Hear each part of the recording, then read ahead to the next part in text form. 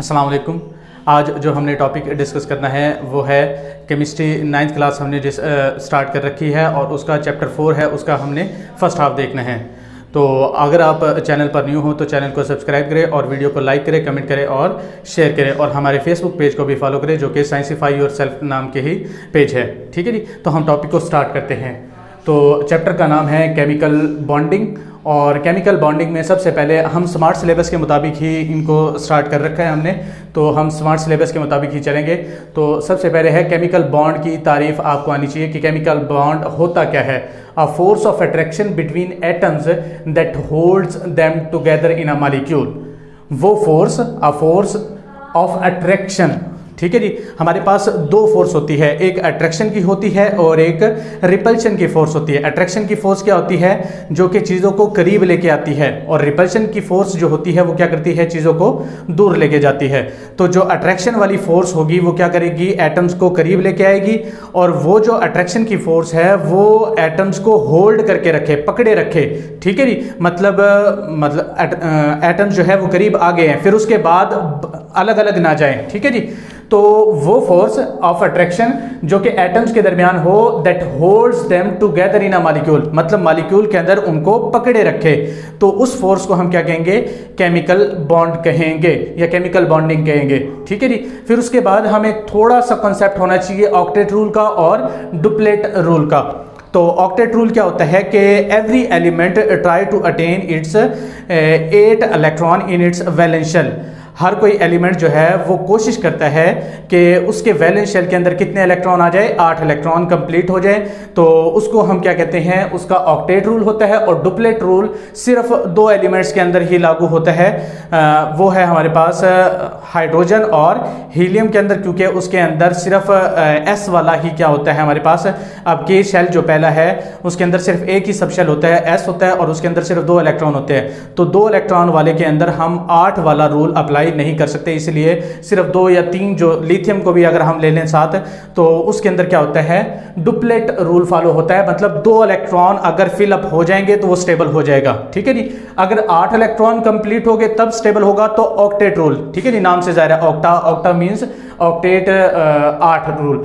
और डुप्लेट का मतलब क्या होगा कि 2 इलेक्ट्रॉन जब आ जाएंगे वैलेंस शेल के अंदर तो वो क्या हो जाएगा, स्टेबल हो जाएगा। क्लियर हो जाएगी बात। फिर उसके बाद है जी, how an atom accommodate 8 electrons in its valence shell. Valence shell के अंदर 8 इलेक्ट्रॉन कैसे अकोमोडेट करता है, कैसे हासिल करता है, वो 3 वेज हैं, 3 तरीके हैं जिनकी मदद से वो क्या कर सकता है, इलेक्ट्रॉन्स को अपने अंदर मुकम्मल कर सकता है। ठीक है जी, वो गेन भी कर सकता है, वो लूज भी कर सकता है, और वो शेयरिंग भी कर सकता है। ठीक है जी, तो वो हम देख लेते हैं कि वो किस तरह करता है। फॉर एग्जाम्पल हमारे पास 8 इलेक्ट्रॉन जो है उसको मैं 3 हाफ्स के अंदर डिवाइड कर सकता हूँ। ठीक है जी, 3 हाफ्स के अंदर मैं डिवाइड करता हूं। एक हाफ है हमारे पास 1 to लेकर 3, ठीक है जी, और 4 है, और फिर है 5 से लेके 7 तक, और 8 जो होगा वो तो कंप्लीट ही है, इसको तो हमें ज़रूरत ही नहीं है कि इसके अंदर कोई इलेक्ट्रॉन आए या जाए, क्योंकि इसके अंदर 8 इलेक्ट्रॉन कंप्लीट है। तो ऑक्टेट रूल फॉलो हो रहा है, तो मतलब इसके अंदर ना इलेक्ट्रॉन आएगा ना जाएगा। ठीक है जी, अब 1 से लेके 7 के अंदर इलेक्ट्रॉन आ भी सकते हैं, जा भी सकते हैं, वो हमें कैसे पता चलेगा, ये हमने देखना है। ठीक है जी, तो 1 से लेके जब 3 इलेक्ट्रॉन्स होंगे, ठीक है जी, तो मैं इसकी मिसाल आपको ऐसे देता हूं। फॉर एग्जांपल हमारे पास 2 कज़न हैं, Ali and for example Salman. ठीक है जी, तो 2 कज़न हैं हमारे पास, अली और सलमान। अब उसके अंदर होता क्या है कि एक चीज़ है जो कि फॉर एग्जांपल एक पैकेट है टॉफ़ी का, ठीक है जी, और ये आता है 8 रुपए का। कितने का आता है, 8 रुपए का आता है। अब 8 रुपए का अगर आता है, फॉर एग्जांपल इसके पास है 1 रुपया और इसके पास है 7 रुपए। ठीक है जी, हम अली को कंसीडर करते हैं कि अली जो है हमारा एलिमेंट है और ये दूसरा एलिमेंट है, कोई भी है। ठीक है जी, तो अली के पास कितने रुपए है, 1 रुपया है, 2 रुपये है और 3 रुपये है। जब इसके पास 1 है तो इसके पास कितने होंगे, 7, इसके पास 2 है तो इसके पास कितने होंगे, 6, और इसके पास 3 होंगे तो इसके पास कितने होंगे, 5। ठीक है जी, तो जब इसके पास 1, 2 या 3 होंगे तो क्या ये सलमान को कन्विंस कर पाएगा कि ये अपने रुपए मतलब सलमान जो है वो अपने रुपए इसको दे दे? नहीं। क्यों? क्योंकि इसके पास तादाद में कम रुपए है, तो सलमान कहेगा कि मेरे पास ज़्यादा रुपए है तो आप मुझे दो ताकि मैं 8 करके और मैं टॉफ़ी का पैकेट खरीद सकूं। ठीक है जी। तो जब 1, 2 या 3 रुपए होते हैं तो वो ये कोशिश करता है कि वो डोनेट कर दे। ठीक है जी। तो इसी केस के अंदर हम यहाँ पर इलेक्ट्रॉन्स के केस में भी कह सकते हैं कि जब किसी एलिमेंट के पास 8 के अंदर से 3 इलेक्ट्रॉन हो, 2 इलेक्ट्रॉन हो या 1 इलेक्ट्रॉन हो, तो उसका रुझान क्या होगा कि वो 1, 2 या 3 जो इलेक्ट्रॉन हैं उनको देने का रुझान रखेगा, मतलब वो दे देगा। ठीक है जी। जब उसके पास 5, 6 या 7 इलेक्ट्रॉन होंगे, ठीक है जी, कितने इलेक्ट्रॉन होंगे? 5, 6 या 7 इलेक्ट्रॉन होंगे, तो वो क्या करेगा? इलेक्ट्रॉन्स को लेने का रुझान रखेगा। ठीक है जी। तो 1, 2 या 3 जब इलेक्ट्रॉन होंगे तो वो क्या करेगा? इलेक्ट्रॉन्स को दे देगा और ऑक्टेट को कंप्लीट कर लेगा। ठीक है जी। और जब उसके पास 7, 6 या 5 इलेक्ट्रॉन होंगे तो क्या करेगा? 7 हो गए तो 1 इलेक्ट्रॉन को ले लेगा और क्या हो जाएगा? ऑक्टेट कंप्लीट हो जाएगा। 6 हो गए तो 2 इलेक्ट्रॉन को ले लेगा और 5 हो गए तो 3 इलेक्ट्रॉन को ले लेगा और वो ऑक्टेट को कंप्लीट कर लेगा। ठीक है जी। तो प्रॉब्लम आती है जब 4 दोनों के पास होंगे। ठीक है जी। कितने कितने होंगे? 4 इलेक्ट्रॉन दोनों के पास होंगे, तो तब हमने क्या करना है? तो उस केस में ये क्या करेंगे कि ज्योमेट्री बॉक्स फॉर एग्जांपल उनके पास है, तो ये क्या करेंगे? 4 + 4 दोनों अपने रुपए क्या करेंगे? एक ही ज्योमेट्री बॉक्स के अंदर रख देंगे और फिर करेंगे क्या कि ये इकट्ठा शेयर कर लेंगे। वो जो टॉफ़ी का पैकेट है वो इकट्ठा ले लेंगे और आधा आधा बीच में डिवाइड कर लेंगे, और इसको कहते हैं शेयरिंग। क्या कहते हैं? शेयरिंग। जो ऊपर वाले केस है उसके अंदर हम क्या करें? इलेक्ट्रॉन्स को डोनेट कर रहे हैं, मतलब एक से दूसरे के अंदर हरकत करवा रहे हैं, मूव करवा रहे हैं। लेकिन इसके अंदर क्या है? शेयरिंग कर रहे हैं। शेयरिंग का मतलब क्या है कि ये जो 4 और 4 8 हुए हैं, अब ये जो 4 इलेक्ट्रॉन है ये इसके भी है और ये 4 इलेक्ट्रॉन इसके भी है। ठीक है जी। तो 4 इसके पहले से थे और 4 इस वाले, कितने हो गए? 8 हो गए। 4 इसके पहले से थे और 4 इसके शेयरिंग वाले, तो इसके भी 8 हो गए। मतलब दोनों के पास 8 रुपए हो गए हैं शेयरिंग के लिहाज से। ठीक है जी। मतलब उसके पास भी 8 रुपए हैं देखने में और इसके पास भी 8 रुपए हैं। ठीक है जी। तो इस तरह क्या कर सकते हैं? इलेक्ट्रॉन्स जो 8 मुकम्मल करने हैं एलिमेंट्स के अंदर, इस तरह कंप्लीट कर सकते हैं। 1, 2 और 3 जब हो गए, मैंने आपको बता दिया कि किस तरह फिल कर सकते हैं। 5, 6, 7 होगा तो किस तरह फिल कर सकते हैं, और 4 हो गए तो शेयरिंग के जरिए किस तरह फिल कर सकते हैं। ठीक है जी। तो इस तरह हम क्या कर सकते हैं? वैलेंस शेल के अंदर 8 इलेक्ट्रॉन को फिलअप कर सकते हैं। देन उसके बाद आ जाती है हमारे पास टाइप्स ऑफ बॉन्डिंग। ठीक है जी। अब टाइप्स ऑफ बॉन्डिंग के अंदर हमारे पास आयनिक बॉन्ड है, कोवलेंट बॉन्ड है, कोऑर्डिनेट कोवलेंट बॉन्ड है और लास्ट में क्या है? मेटेलिक बॉन्ड है। ठीक है जी। अच्छा जी। अब मैं थोड़ा थोड़ा डिफाइन कर देता हूं सबको, फिर आज जो हम डिस्कस करेंगे वो सिर्फ आयनिक बॉन्डिंग को डिस्कस करेंगे और बाकी जो है वो हम नेक्स्ट लेक्चर के अंदर डिस्कस करेंगे। थोड़ा थोड़ा डिफाइन कर देते हैं सबको। तो आयनिक बॉन्ड क्या होता है? आयनिक बॉन्ड जो होता है वो क्या होता है कि एक एटम अगर इलेक्ट्रॉन को दूसरे एटम को प्रोवाइड कर देता है, ठीक है जी, क्या करेगा? एक एटम जब 1 इलेक्ट्रॉन, 2 इलेक्ट्रॉन या 3 इलेक्ट्रॉन को दूसरे एटम को दे देता है तो क्या होगा? जब इलेक्ट्रॉन पर कौन सा चार्ज होता है? नेगेटिव। क्या होता है? नेगेटिव। अब जब नेगेटिव दे रहा है तो इस पर कौन सा चार्ज आ जाएगा? पॉजिटिव। और जिसको दे रहा है उस पर कौन सा चार्ज आ जाएगा? नेगेटिव। ठीक है जी। पॉजिटिव और नेगेटिव के दरमियान क्या आ जाएगी? अट्रैक्शन, और उसके दरमियान बॉन्ड बन जाएगा और उसको हम क्या कहते हैं? Ionic bond. और ये किस वजह से बना है? इलेक्ट्रॉन के ट्रांसफर की वजह से बना है। ठीक है जी। एक एटम से इलेक्ट्रॉन जो है वो दूसरे एटम के अंदर ट्रांसफर हो गया है। 1 इलेक्ट्रॉन हो सकता है, 2 हो सकते हैं, 3 हो सकते हैं। ये मैंने आपको बताया है कि 1 इलेक्ट्रॉन, 2 इलेक्ट्रॉन या जो 3 होते हैं वो शिफ्ट हो सकते हैं, ट्रांसफर हो सकते हैं। ठीक है जी। फिर उसके बाद कोवलेंट बॉन्ड आ जाएगा। ठीक है जी। अब कोवलेंट बॉन्ड के अंदर क्या होता है कि इलेक्ट्रॉन्स की शेयरिंग होती है। क्या होती है? शेयरिंग। शेयरिंग का मैंने बता दिया कि जब शेयर होते हैं तो जो इलेक्ट्रॉन होते हैं वो म्यूचुअल शेयर होते हैं। म्यूचुअल का मतलब कि जो इलेक्ट्रॉन बीच में बॉन्ड में हैं वो इलेक्ट्रॉन्स जो है वो इस एटम के भी है और वो दूसरे एटम के भी है। जिस तरह मैंने कहा था कि ये जो 8 रुपए बने हैं ये अली के भी होंगे और सलमान के भी होंगे, तो कोवलेंट बॉन्ड के अंदर जो शेयरिंग होगी वो म्यूचुअल होगी, मतलब जो इलेक्ट्रॉन्स है वो दोनों के होंगे। फिर उसके बाद आ जाता है कोऑर्डिनेट कोवलेंट बॉन्ड। अब ये जो कोवलेंट बॉन्ड है, थोड़ा सा एग्जाम्पल की मदद से इसको सॉल्व करने की कोशिश करते हैं।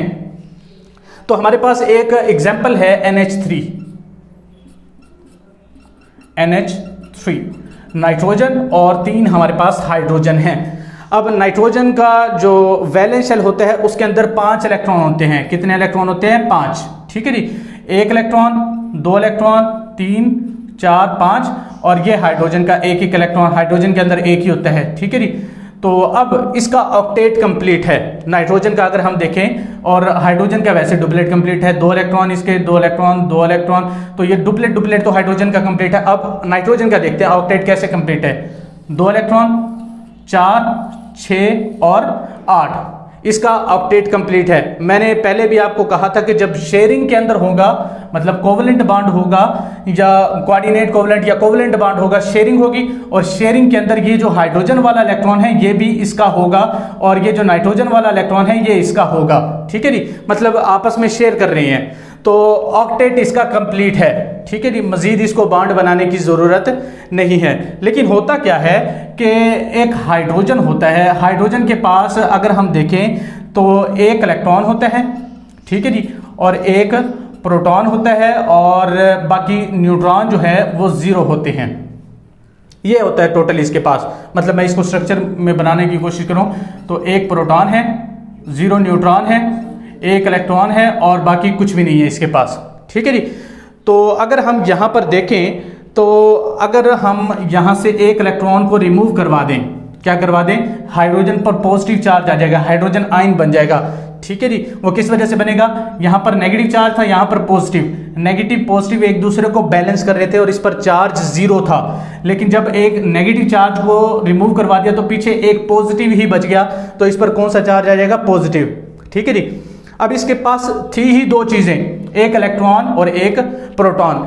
तो जब एक इलेक्ट्रॉन निकल गया है इसका मतलब ये हुआ कि इसकी आधी दुनिया लुट गई है। ठीक है जी, मतलब 2 ही चीजें थी इसके पास, एक प्रोटॉन और एक इलेक्ट्रॉन, तो आधी दुनिया इसकी लुट गई है। तो इस वजह से ये जो अमोनिया है उसके अंदर जो नाइट्रोजन है ये तरस खाता है इस पर, और ये जो इलेक्ट्रॉन्स का पेयर है अब ये बॉन्डिंग के अंदर हिस्सा नहीं ले रहा। ठीक है जी, तो ये क्या करेगा, इसको शिफ्ट करवाएगा। ठीक है जी, अब ये बॉन्ड बनेगा। अब बॉन्ड के अंदर होगा क्या, मैं शो करवा देता हूं। यहां पर ऐसे बॉन्ड बन जाएगा। अच्छा जी, अब यहां पर ये भी बॉन्ड नाइट्रोजन का हाइड्रोजन के दरमियान बन रहा है, यहां पर भी हाइड्रोजन के साथ, यहां भी हाइड्रोजन के साथ और यहां भी हाइड्रोजन के साथ। लेकिन फर्क क्या है, ये 3 बॉन्ड भी हाइड्रोजन के साथ है, ये भी हाइड्रोजन के साथ है। फर्क ये है कि यहां पर जो है एक नाइट्रोजन का था, एक हाइड्रोजन का था, एक नाइट्रोजन एक हाइड्रोजन, एक नाइट्रोजन एक हाइड्रोजन। लेकिन यहां पर जो दोनों इलेक्ट्रॉन है वो किसके हैं, नाइट्रोजन के हैं। ठीक है जी, तो कोऑर्डिनेट कोवलेंट बॉन्ड के अंदर क्या होता है, शेयरिंग तो होती है, मतलब ये जो 2 इलेक्ट्रॉन हैं अब इसने शिफ्ट इसके पास ही नहीं कर दिए, ये जो 2 इलेक्ट्रॉन हैं अभी भी इसके पास भी मौजूद है और ये हाइड्रोजन के भी हो गए हैं। ठीक है जी, मतलब कोऑर्डिनेट कोवलेंट बॉन्डिंग के अंदर क्या होगा कि लोन पेयर एक तरफ से ही आएगा, मतलब शेयरिंग नहीं होगी, एक एक इलेक्ट्रॉन नहीं आएगा, दोनों जो इलेक्ट्रॉन है एक ही तरफ से आएंगे। लेकिन जो इलेक्ट्रॉन होंगे वो क्या होंगे, कोवलेंट का मतलब है शेयरिंग लाजमी होगी। अब ये जो 2 इलेक्ट्रॉन है अगर इसको ये हाइड्रोजन ही ले जाता तो पीछे इसके पास कितने बचते, 2, 2, 4 और 2, 6, इसके पास 6 बच जाती, इसका ऑक्टेट कंप्लीट नहीं होता। तो ये जो 2 इलेक्ट्रॉन हैं ये शेयर ही हुए हैं लेकिन हुए एक ही साइड से है, तो इसलिए हम इसे क्या कहते हैं, कोऑर्डिनेट कोवलेंट बॉन्डिंग कहते हैं। तो बात समझ में आ गई है, कोवलेंट बॉन्ड और कोऑर्डिनेट कोवलेंट बॉन्ड में क्या फर्क है। इसके अंदर क्या होता है कि एक एक दोनों शेयर करते हैं, लेकिन इसके अंदर क्या है, दोनों जो इलेक्ट्रॉन है वो एक ही एटम शेयर कर रहा है। क्लियर हो जाएगी बात। उसके बाद है जी मेटालिक बॉन्डिंग। मेटालिक बॉन्डिंग क्या होता है कि जब मेटल होती है तो मेटल ये टेंडेंसी रखती है, ये सलाहियत रखती है कि उसके अंदर से इलेक्ट्रॉन लूज हो सकते हैं। ठीक है जी, जब इलेक्ट्रॉन लूज होते हैं तो इलेक्ट्रॉन्स का एक क्लाउड बन जाता है जिसके अंदर क्या होता है, पॉजिटिव चार्ज घूम रहे होते हैं। ठीक है जी, जब एटम से क्या होगा, इलेक्ट्रॉन्स निकल जाएंगे तो पीछे क्या बचेगा, पॉजिटिव आयन बनेगा। ठीक है जी, तो इलेक्ट्रॉन्स का एक क्लाउड होता है, इलेक्ट्रॉन का एक ओशन लगता है जिसके अंदर क्या होता है, पॉजिटिव चार्जेस घूम रहे होते हैं। ठीक है जी, अब पॉजिटिव चार्जेस जो मेटल वाले हैं, पॉजिटिव चार्जेस और जो फ्रीली इलेक्ट्रॉन्स है उनके दरमियान एक अट्रैक्शन होती है और उसको हम क्या कहते हैं, मेटालिक बॉन्डिंग कहते हैं। क्लियर हो जाएगी बात। उसके बाद हम जो टॉपिक स्टार्ट कर रहे हैं वो क्या है, आयनिक बॉन्डिंग। तो आयनिक बॉन्डिंग के अंदर अगर हम देखें तो हमारे पास है ग्रुप 1 और ग्रुप 2 जो है वो क्या होते हैं, इलेक्ट्रोपॉजिटिव होते हैं। अब ये जो सारी एक्सप्लेनेशन है, ये बता रहा है कि जो आयनिक बॉन्डिंग है वो कहाँ कहाँ बनती है। डेफिनेशन हमने पीछे कर ली है, ठीक है जी। तो ग्रुप 1 और ग्रुप 2 जो होते हैं वो क्या होते हैं, इलेक्ट्रोपॉजिटिव। इलेक्ट्रोपॉजिटिव का मतलब क्या है कि ये जो है पॉजिटिव स्टेट में जाने की सलाहियत रखते हैं, मतलब इलेक्ट्रॉन्स को लूज करेंगे, ठीक है जी। इलेक्ट्रॉन पर कौन सा चार्ज होता है, नेगेटिव। जब नेगेटिव को लूज करेंगे डेफिनेटली ये पॉजिटिव बन जाएगी। तो इलेक्ट्रोपॉजिटिव का मतलब क्या है कि इलेक्ट्रॉन्स को लूज करने की सलाहियत रखते हैं, अपने आप को पॉजिटिव स्टेट में लाने की सलाहियत रखते हैं, ठीक है जी। उसके बाद ग्रुप 15 to 17 जो है वो क्या है, हाई इलेक्ट्रॉन एफिनिटी। एफिनिटी कहते हैं अट्रैक्शन को। इलेक्ट्रॉन की एफिनिटी का मतलब क्या हुआ कि इलेक्ट्रॉन की अट्रैक्शन रखते हैं, मतलब इलेक्ट्रॉन इनके अंदर आ सकता है।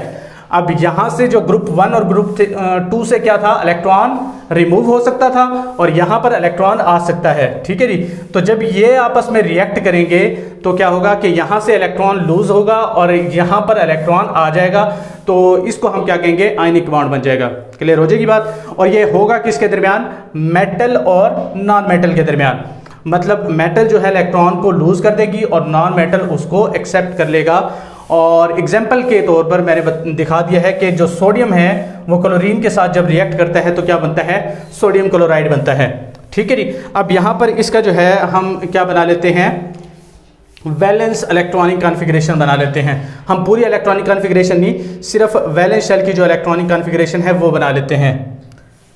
पहले हम पूरी इलेक्ट्रॉनिक कॉन्फ़िगरेशन बना लेते हैं। अब जो सोडियम है, अब सोडियम की अगर हम इलेक्ट्रॉनिक कॉन्फ़िगरेशन बनाएं तो हमारे पास पहले शेल के अंदर 2 इलेक्ट्रॉन, फिर 8 इलेक्ट्रॉन और लास्ट वाले के अंदर 1 इलेक्ट्रॉन होगा, ठीक है जी। अब जब क्लोरीन की हम इलेक्ट्रॉनिक कॉन्फ़िगरेशन बनाएंगे तो क्या होगा, पहले के अंदर 2 इलेक्ट्रॉन, अगले वाले के अंदर 8 और अगले वाले के अंदर 7 इलेक्ट्रॉन होंगे, ठीक है जी। इसका एटॉमिक नंबर क्या होता है, 11 और इसका होता है 17।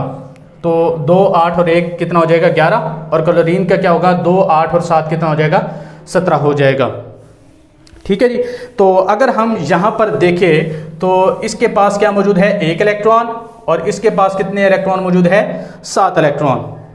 तो हम पीछे वाली जो डिस्कशन हम करके आए हैं कि how an atom accommodate 8 electron, इसको हम देखते हैं कि जब 1 इलेक्ट्रॉन होता है तो क्या होता है, जब 7 इलेक्ट्रॉन होते हैं तो क्या होता है।